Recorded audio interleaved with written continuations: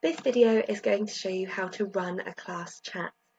Now, I've already created a meeting for this purpose. If you want to find out how to make a meeting, there is a previous video on that. And the first thing I'm going to do is to launch my class chat. So I'm going to click on my calendar and press join. I'm going to join with my camera off but my microphone on so that children can hear me. And then as children join the meeting, the first thing that I would do is to remind them of the rules of being ready, being safe, or being respectful. Now, the class chat is a really fun feature because, as you can see here, I practiced it with a colleague earlier. They can use the chat box, the conversation box, and they can type in there to each other. And we need to make sure that we have at least one adult, preferably two or more, to monitor the class chat because it can get quite busy. Now, during this class chat, they can use emojis, so I might start by asking them to post an emoji of how they feel today. They can also post GIFs. Now, in the past, I've had some issues with children not being able to see the chat bar or the conversation bar, depending on the device that they are using. Now, my advice in this situation would be to get them to go onto their Teams account. If they go onto the team where the class chat is happening, so for example, this is in Test Golden Eagle, and it's in week beginning 12th of October, they can see a little camera here, which means that the class chat is happening.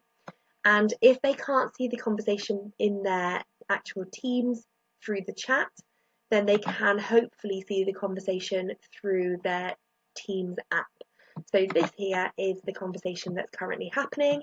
And by replying on that thread, the children can then post.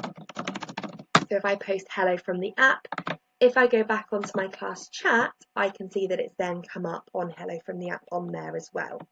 So if there are any children who can't see the chat box in their app or their device, just advise them to go onto their actual Teams app and to go through the Teams channel. Now, the other thing that children can do is they can respond, so they can heart, they can thumbs up by hovering over the other people's posts, and I think they often find this a really good way to interact with each other.